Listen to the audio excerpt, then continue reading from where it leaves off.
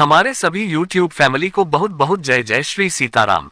आज की वीडियो बहुत खास होने वाली है उनके लिए जो ये सोचते रहते हैं कि हनुमान जी उनकी प्रार्थना क्यों नहीं सुनते, कभी कहां पर हो रही है, जो सारी दुनिया की प्रार्थनाओं का जवाब देते हैं। आखिर हमारे से क्या नाराजगी है?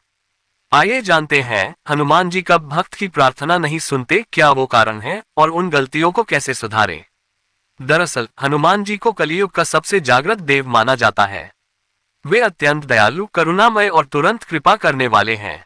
फिर भी अनेक बार भक्त अनुभव करते हैं कि उनकी प्रार्थनाएं पूर्ण नहीं हो रही, समस्याएं बनी रहती हैं या मन की इच्छाएं फलित नहीं होती। ऐसा इसलिए नहीं कि हनुमान जी कृपा नहीं करना चाहते, बल्कि इसलिए कि भक्त अनजाने में कुछ ऐसी गलतियां कर बैठते हैं जो साधना का प्रभाव कम कर देती है। ये समझना आवश्यक है कि भक्ति केवल शब्दों से नहीं बल्कि शुद्ध आचरण और मन की निर्मलता से जागृत होती है। ये हैं वो कुछ कारण, इनको खुद से रिलेट करके जरूर देखें और कमेंट में अपने खास अनुभव जरूर बताएं। और एक विनम्र निवेदन है कि चैनल को सब्सक्राइब करके बेल आइकन को ऑन कर लें, जिससे आपको समय से आने वाली नई वीडियो की नोटिफिकेशन मिलती रहे। तो आइए जानते हैं वो कारण जिसकी वजह से हनुमान जी की कृपा और आशीर्वाद से हम वंचित रह जाते हैं। सबसे पहला है, जब मन ईमानदार और स्थिर न हो। हनुमान जी अटल मन, दृढ़ संकल्प और सत्यनिष्ठा के प्रतीक हैं। यदि भक्त का मन रोज बदलता रहे, कभी साधना, कभी आलस्य, कभी संदेह, तो प्रार्थना कमजोर हो जाती है।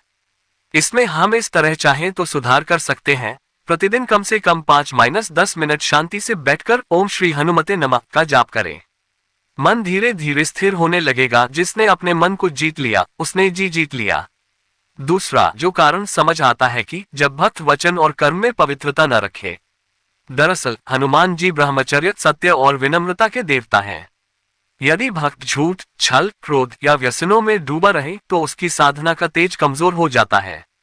इसमें हम इस तरह चाहें तो सुधार कर सकते हैं। अपने आचरण में सरलता और ईमानदारी लाएं। कम से कम एक आदत जैसे झूठ बोलना, क्रोध या अपशब्द को तुरंत रोकने का संकल्प लें। तीसरा सबसे ज्यादा जरूरी है, जब आपकी भक्ति किसी गलत स्वार्थ या किसी को हानि पहुंचाने के लिए की जाए। हमें ये नहीं भूलना चाहिए कि हनुमान जी केवल सद्भाव और न्याय का साथ देते हैं। यदि कोई भक्त केवल अपने निजी स्वार्थ या दूसरों के पतन के लिए प्रार्थना करे तो उसकी ऐसी भावना हनुमान जी की कृपा नहीं खींच पाती। इसमें हम इस तरह चाहें तो सुधार कर सकते हैं। प्रार्थना में सकारात्मकता रखें। मेरे अंदर शक्ति आए, मैं सही निर्णय ले सकूं, ऐसी बातें अधिक प्रभावी होती हैं। कहने का अर्थ है कि आप हनुमान जी से अपनी बुराइयों को खत्म करने की प्रार्थना करें या दूसरों की सफलता की प्रार्थना करें तो वो जल्दी खुश हो जाते हैं और प्रार्थना का जवाब हमारे मनोरथ को पूर्ण करके देते हैं। चौथा सबसे बड़ा कारण ये भी हो सकता है कि जब सेवा भावना हो। हनुमान जी संपूर्ण रूप से सेवा का स्वरूप है।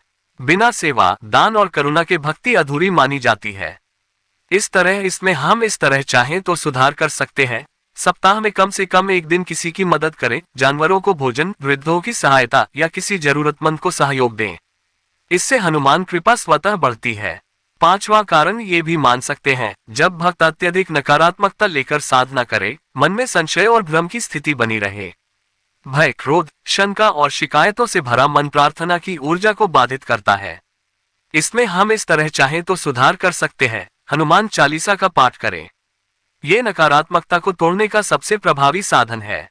हनुमान चालीसा जो छंदों में रचा गया है, जब लय में गाया जाता है तब हमारे शरीर की नसें, मांसपेशियां फड़कने लगती है। छठा कारण भी मान सकते हैं, जब हमारी पूजा पाठ की निरंतरता नहीं रहती।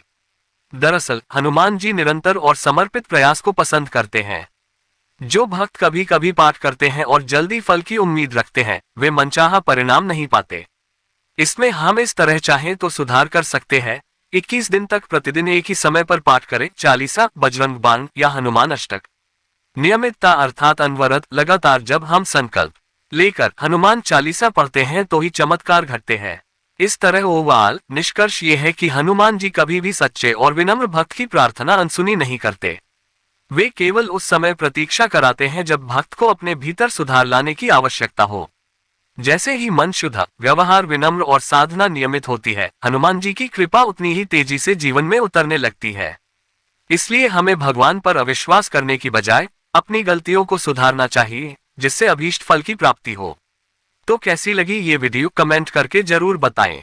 बोलो जय जय श्री सीताराम।